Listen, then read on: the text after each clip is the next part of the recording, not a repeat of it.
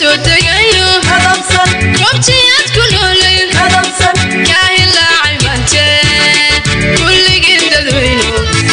يلا يقدر زورتا